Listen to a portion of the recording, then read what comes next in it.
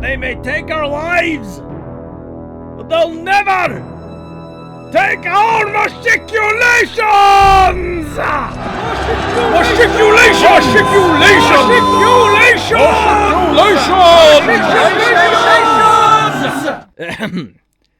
The Matriculations shirt. Available through Teespring, link in the description. Shadiversity.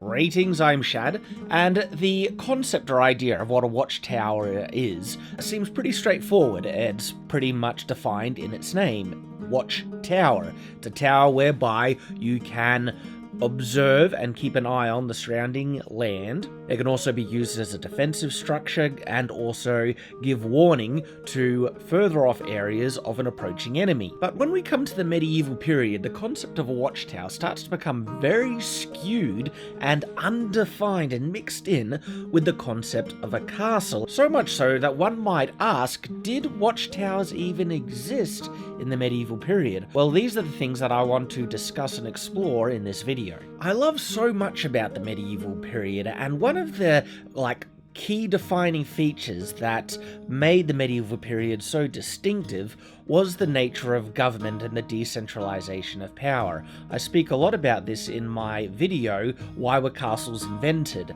And this very much explains the very need for castles to arise, where you needed more localized military units because state power was nowhere near as prominent or strong or established, which gives rise to the smaller, localized fortified structure, the castle, which I speak more about in my video, Why Were Castles Invented? And it's with this understanding of the decentralized system of government in the medieval period that can help us understand what happened to the role of the watchtower within the medieval period. You see, a watchtower is essentially a military structure. You could almost call it a fortress, yet not, because it's so small. Yet, for a small garrison of troops, it would be a fortress to them, but it wouldn't be a large fortress where you could station an army. But very much for a small garrison, it can provide them everything they need. A way to fortify their position, repel attackers, also with an elevated position and an improved field of view, keep an eye over a large geographical location for any approaching enemies, and strike out in military maneuvers from this position. And remember, this garrison could be anything from 1 to 20 men. It's very easy to see the practical and functional benefit of a watchtower for a military force, and they were used for a very long time, but I'm not going to go all the way back to their invention.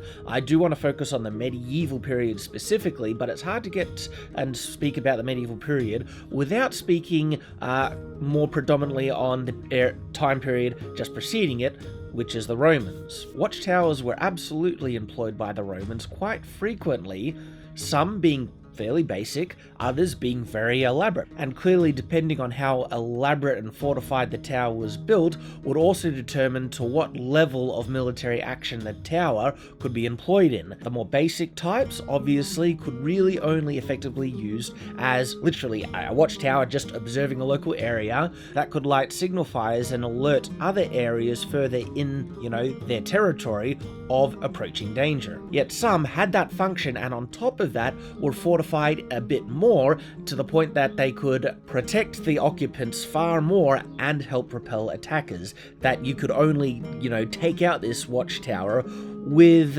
some level of bombardment or besieging. And in fact, the more elaborate watchtowers very much is easily fortified enough to fill the role of a castle, but it wouldn't be defined as a castle just yet, because if you look at my video, Why Were Castles Invented?, you'll know that I speak about the role that castles filled, which changed the nature of them being a purely military function owned by a state-run military. And this is where the watchtower starts to kind of disappear, yet starts not to disappear when we get into the medieval period, which is why it was important for me to define the role of watchtowers in earlier periods Roman, but now we're in the medieval period.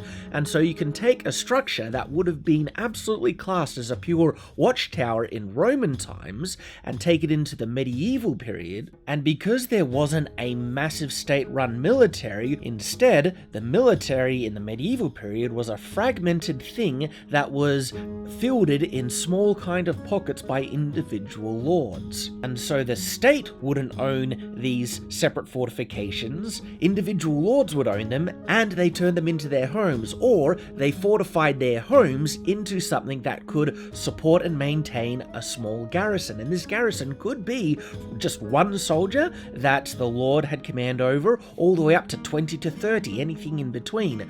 But their home, or whatever fortified structure that they used, needed to be able to support and maintain this local garrison, very much like the watchtowers of previous years. But because someone was living there, they wouldn't really be called a watchtower anymore. They were filling the same function, but they would be called a castle.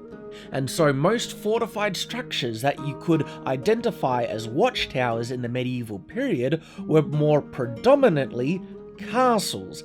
And this is the interesting thing, because castles started off very basic, okay? When you look at the Motte and Bailey Castle, the most fortified part of a Motte and Bailey Castle, the Motte and Tower, were very often the most basic type of watchtower that you would call a watchtower, say, in previous times. The standard sizes of homes were much smaller in the past, especially in the early medieval period. So much so that these watchtowers, even though they appear very small, were actually perfectly adequate for the standard size home of people in these times. And then for those more wealthy lords who had smaller amounts of livestock, they wanted access to a smithy, or indeed store all their food and stuff close by in a granary, any additional buildings that needed to be adjacent to the main defensive structure on the motte was placed adjacent to it in a walled bailey. Hence the term Motte and Bailey Castle. The primary living quarters within a Motte and Bailey Castle could be located within the fortified tower or the bailey, but it didn't take long for the standard location of the primary quarters to be relocated to the most fortified area, which of course was always the main key. But don't assume from the popularity of the Motte and Bailey Castle that these were the only types of castles built in this time.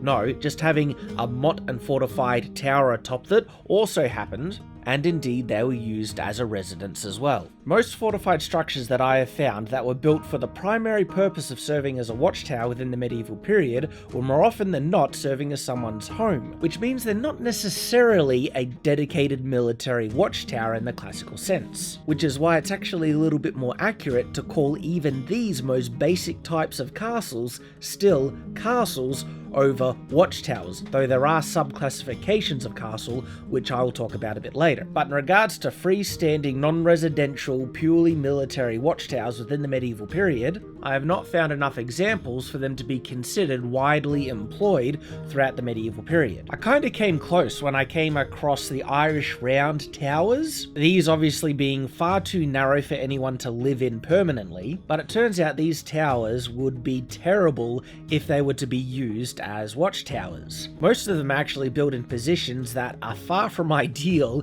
in surveying their surrounding land and therefore seeing enemies on approach. And in fact, they kind of suck in fulfilling the purpose of watchtowers meant to fulfill, because oftentimes they only have one window facing one direction and don't provide full field of view. So you can't actually rightly class these as watchtowers, and different theories have come about to explain what purpose these Irish round towers filled. So when you really try and look for singular separated military watchtowers within the medieval period that were not someone's residence, you will discover that they are very hard to find. But their lack of prevalence really is explained by the prevalence of the many castles of the medieval period. Castles are a small, localized military fortress or watchtower owned by a private citizen as their home. Just by that very definition, it's clear to understand why there were so many of them, and with so many castles, there was far less need for individual watchtowers, and when there was a place where you needed an individual watchtower, why build one where you would have to look after, or just get one of your local lords to build it for you and he can live in it? Depending on the wealth of the person trying to build a castle will very much determine what type of castle it was and what type of military military function it could serve. And even if it was smaller, even if that castle only filled the role of what a watchtower did, it would still be called a castle. So still, the watchtower doesn't necessarily exist, yet functionally it does. It's just someone's home as well, and hence why it's called a castle. And indeed, you start to get a disconnect between the size and grandeur of castles between the really rich lords and even kings compared to the local barons. And so the fortified homes of the local barons, which you would still define as a castle, remained very much in the smaller kind of states, many still being made out of wood, some upgrading to stone, but they didn't grow in massive size. They were just there to fortify his home, and if he had a couple of soldiers under his command, it would be their garrison as well. And so the smaller castles, the local lords, still seem to fill the role of what the watchtower filled in previous times, but the larger, more grand castles, when, kings and higher lords started to get more soldiers under their command, they started to grow in size to the point that you wouldn't define it as necessarily a watchtower anymore if you were looking at what the role a watchtower filled before the medieval period. You would definitely class it as a military fortress over a smaller watchtower. The term castle is a very broad definition, and castles come in many different shapes and many different flavors, and there were many castles built primarily for the purpose of watching for enemies, and they weren't perfectly fortified to repel attackers, though they were to an extent, but just not as much as other types of castles. So there were very much the watchtower type of castles, and then there were the fortress type of castles. These watchtower castles are actually far more common than you might realize, so common that they have a sub-classification, that being tower houses, peel towers, or simply peel castles. So a peel tower is basically a fortified keep without an external wall, without separate towers or anything like that, and this of course makes sense because there are many castles that were just fortified keeps in and of themselves. But the purpose of these fortified keeps was to have signal fires lit atop them to alert, their allies, people further in, so the safe territory, of approaching enemies. There was a lot of them built along the English and Scottish border in the Scottish marshes and the north of England. In fact, their role as a watchtower was so specific and intentional that there was an Act of Parliament in 1455, still within the medieval period, that required each of these towers to have a signal fire built at its top. And these signal fires needed to be on hand and ready day or night. Smoke signals for day, of course, and the light from the fires for nighttime. A line of these towers were built in the 1430s across the Tweed Valley from Berwick to its source, and this was in response to the dangers of invasion from the marshes. And more peel towers of this type were built in other areas. The important thing about peel towers is that they were the home of certain lords and landowners who dwelt in them in their families and with their retainers. Peel towers and tower houses also provided protection to the local area. When a village was attacked, they could actually evacuate and hide in these fortified keeps and wait for the marauders to depart, saving many lives. And so interestingly, this is filling very much the function of a castle as well. So even the most watchtower type of castles were very much castles. And I've actually had people ask me, where were the watchtowers in the medieval period? Well, the answer is, they were the castles. Having said all this, if there ever was a fortified building within the medieval period fulfilling primarily the role of a watchtower that wasn't someone's residence, well, that would be a dedicated military watchtower in the classical, more common understanding, and not a castle. This can be confusing because most people, when they think of the differences between a watchtower and a castle, would be the size. Well, no, it's not actually the size of the castle that matters, it's the function and what role it is serving. And if you're thinking that surely these peel castles are far too small for someone to live in, well, I will point out that most peel towers are actually about the standard size of many a keep in a castle. The only difference between a peel tower and the keep of many castles was that it's lacking an outer wall and maybe one or two smaller structures around it. They're still fully fortified, people can't break in with any measure of ease, and in most cases they have arrow loops, if not full-blown battlements at the top. So in the medieval mindset, it was more of a question of why build a separate fortified structure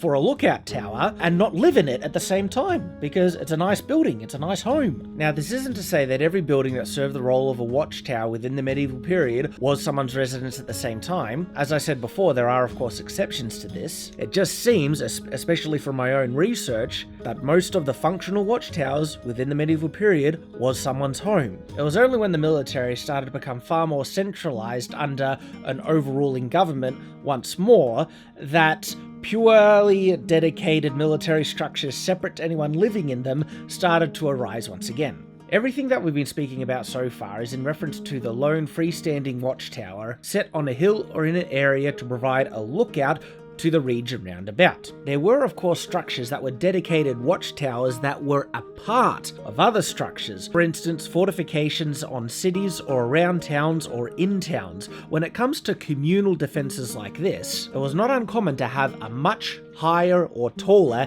dedicated tower that functioned as the primary watchtower. So this particular type of watchtower could be situated in the center part of a village, much higher up. Having said this though, you have to understand is oftentimes there was already a structure that offered an elevated position where someone could, stand on guard and have it be functioned as a watchtower. And it was actually the belfry or primary tower or spire of the chapel. And so there was only a need to have a primary dedicated watchtower when you didn't already have an elevated position to place a watchman on. But of course, having said that, there were dedicated watchtowers when a church spire or something wasn't high enough or it wasn't in the right position. And the dedicated watchtowers could be attached to the city wall if it was part of a city or at the center of a village. And indeed, castles themselves had dedicated watchtowers. The highest, most elevated tower attached to the castle was of course designated the watchtower. It's just that more often than not, the tallest and most elevated part of a castle would be the keep itself, but there are exceptions to this, just like I've mentioned. In fact, there are cases on castles where they have built a dedicated, elevated, small kind of mini tower attached to a larger tower or building or wall, which was primarily built to give additional elevation and field of view. And these smaller little towers were called turrets. And in this sense, a castle's turret is very much a watchtower. Classic and one of the best examples I can give of these types of turrets are the turrets on Carnarvon Castle. Have a look at these smaller, elevated, kind of towers sticking up off the side and above the primary towers around the wall. So these are some examples where legitimate watchtowers did exist within the medieval period that weren't castles, but they were more often than not attached to a pre-existing city's fortifications. So it would be hard to call them a dedicated single separated watchtower when it's really part of the full fortifications. And that's the same with the watchtowers attached to castle walls. And the real only exception are those watchtowers that were built in villages and the like that didn't have a lord in his castle to protect them and needed warning if an enemy was about to attack. But as soon as that village got the resources to build a wall around it, well, the watchtower became a part of the city's defenses and it wasn't a single dedicated watchtower. And in the sense of having a watchtower in an area separated from a city, just purely there to give a lookout position for the land round about and look out for approaching enemies, well, those type of watchtowers were more often than not someone's home at the same time, which qualifies them as castle. But I suspect a newer bit of information to you is that there were castles that existed in such a basic form as what I've been able to show you through this video, where they were nothing but square blocks basically with some of the most basic levels of fortifications, though still enough fortifications on them whereby the occupants could defend themselves and find security. The word castle truly can be a broad and encompassing term, but there are sub-classifications that help us define things a little bit more, like Peel Castle or Peel Tower, and indeed Tower House. But I hope I've been able to clear up some of the confusion. Thank you for watching, I do hope you've enjoyed. I do encourage you to go watch my video, Why Were Castles Invented, if you haven't watched it already. And until next time, farewell.